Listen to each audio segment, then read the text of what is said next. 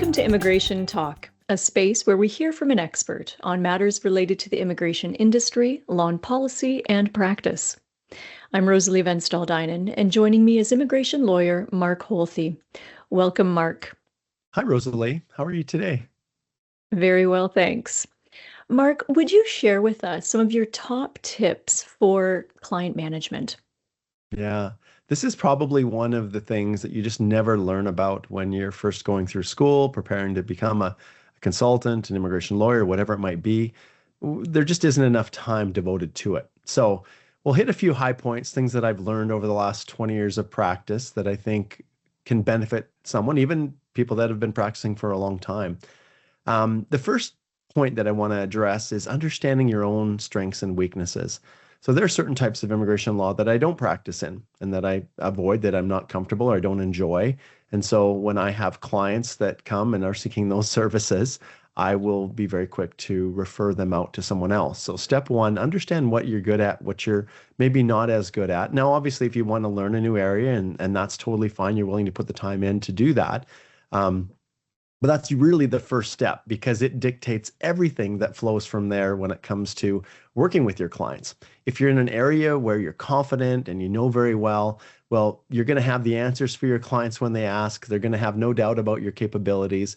But when it's in weaker areas, then you're spending a lot of time, let me look into that and I'll get back to you. And then sometimes that causes delays, and then clients can be a little bit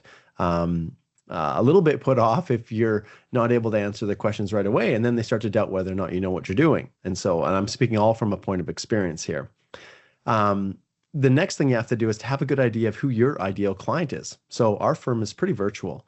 So if we have someone that is not tech savvy or does not have a good grasp of how to log into computers and upload documents and things like that, then they're probably not a good fit for us. And so we always watch for that as well.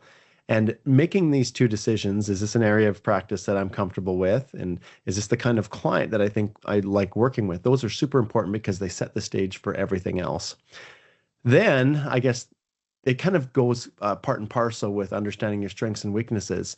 Sometimes when things are a little bit tight, and we've all had months where, things are a little bit tight, we have a tendency to maybe take everything that comes across our desk. And that also is not a great approach or great strategy, because sometimes a decision not to take a client where it might not be a really good fit and then spend that time doing more business development activities can actually be better, because then you can actually focus on the things that you really enjoy. You're going to be happier, and you're not going to be working on files that you really are not super, super excited about. And when we are passionate about an area, we tend to have a much better result for both us and our clients, and ultimately the approval of the visa application we're applying for.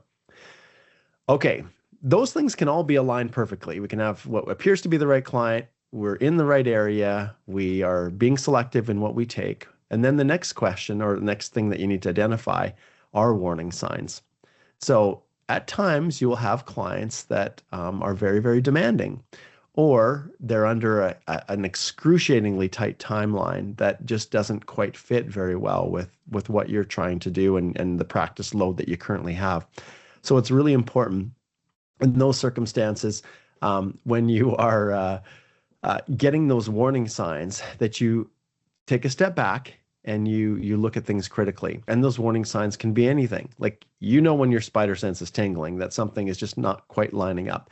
Maybe the information they're giving you you're starting to question whether or not it's true or whether it's accurate. Or maybe the client themselves is just not very kind to your staff. Maybe they just feel like the government owes them something, or things like that. And then they put extra pressure on you, and the expectations are borderline unreasonable of what they expect. So when those warning signs happen, that is a critical point in the representation, when you need to decide whether or not it's in your best interest to continue. And when those warning signs come up early, my one piece and best piece of advice I can give you is to seriously consider ceasing to act and ending the relationship early, rather than saying, it'll probably get better later. Well, That's like every relationship that we have in life, right? And and if you're dating someone and things are not going good, well, they're not going to get any better after you get married, kind of thing. So take the time, and when those situations arise and the warning signs, then take a step back and look at it and think, is this really in our best interest? And it's not just you, it may be for the client as well. And so don't be afraid if you need to step back and to cease representation and refer them to someone else. On that note, sometimes we'll get clients that will pressure us and they will want us to submit applications that we think are really pushing the gray areas. And sometimes there's outright fraud. Do not ever, ever compromise your own reputation when those situations arise. It doesn't matter how much money they're willing to pay you. The most important thing for you is your reputation. And I've seen this happen in my own career. I've worked a lifetime, literally a professional career, trying to build a reputation with my clients, with my staff, with immigration itself. And it can take a very, very long time to do that because, let's face it, our industry can be kind of scuzzy. And so there's already, our back is up against the wall because, immigration feels like we're not even needed in the process. And to create a reputation where they look at our applications, they see our names on it and realize, oh, okay, this is coming from Mark's firm. I can kind of breathe a little bit easy that he's not going to be submitting something that isn't accurate or true.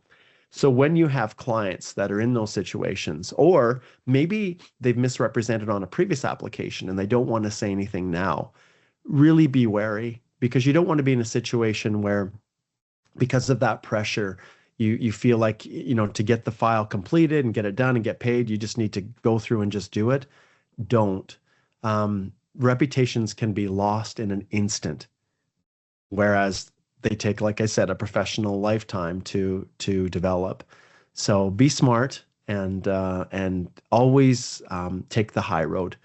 And I know this goes without saying, but when we're in the midst of our practice and there's a lot of pressures and maybe we've got some referral from someone we respect and they're expecting us to get the results, don't ever compromise, because like I said, when that's gone, then it's really, really hard to get it back. And we all talk, right? We all know other representatives that maybe have not a great reputation. And there's also this magical thing called Google Review, or any of the online social media, social proofing sites. People talk, and it can work in your favor when your integrity is super high, and it can work against you when it's not. So managing clients is not easy.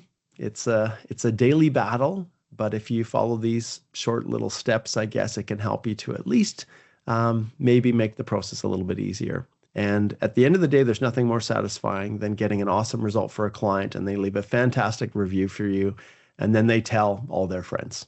So there you have it, Rosalie. Excellent. Well, thank you, Mark, for taking the time to share with us those very practical and also well-tested strategies. Thank you. You're welcome. Let's talk again.